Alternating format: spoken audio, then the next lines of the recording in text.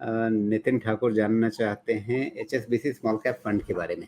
अभी हम लोग स्मॉल कैप की इतनी बात कर रहे थे, तो स्मॉल कैप में दिलचस्पी तो बन ही रही है ना। देखिए, वो चाहे सीधे शेयरों में हो या म्यूचुअल फंड्स के जरिए हो।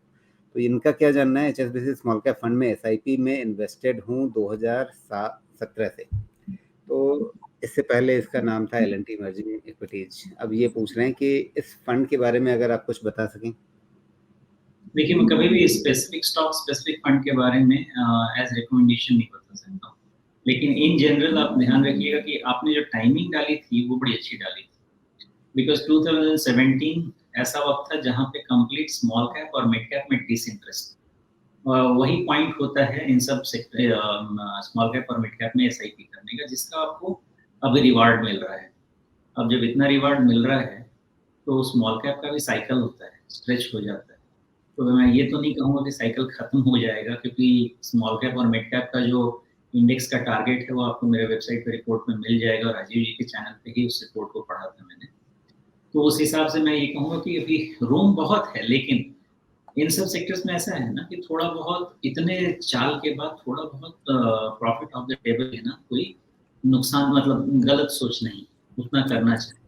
इतने रन अप के बाद अगर आप 20-25% अगर प्रॉफिट लेते हैं तो एक बेटर डिसिप्लिन माना जाता है। और फिर अगले 5 साल के लिए रेडी रहिए, और नीचे मिले तो या तो फिर आप एसआईपी को फिर से कंटिन्यू कीजिए थोड़े समय के बाद। तो थोड़ा प्रॉफिट ऑफ द टेबल भी लेना चाहिए।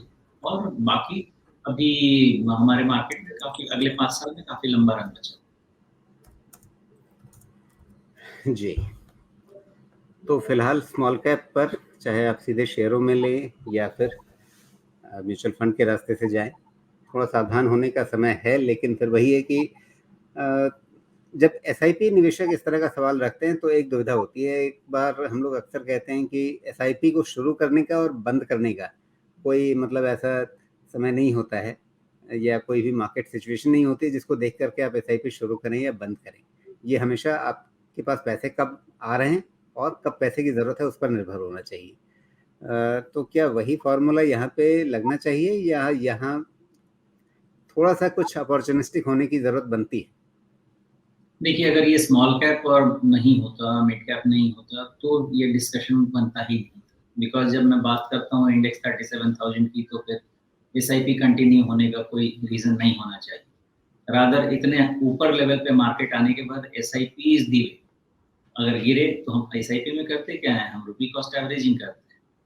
तो ऊपर लेवल पे तो एसआईपी शुरू कराई जाती है, लेकिन चूंकि स्मॉल कैप ऐसी चीज है कि जब करेक्शन होता है तो 30-40% तो एकदम कॉमन सी बात है। तो 30-40% वाली अगर 15-20-10% की बात रहती तो फिर डिसीजन मेकिंग अलग होता है। उस हिसाब से देखना पड़ता है। अगर लार्ज कैप की बात है तो जैसा आपने बोला, एसआईपी रोकने वाली चीज नहीं होती है। वो आपके एक ऑब्जेक्टिव से शुरू होता है और उस ऑब्जेक्टिव को मीट होने के बाद ही रुकना चाहिए। बिल्कुल।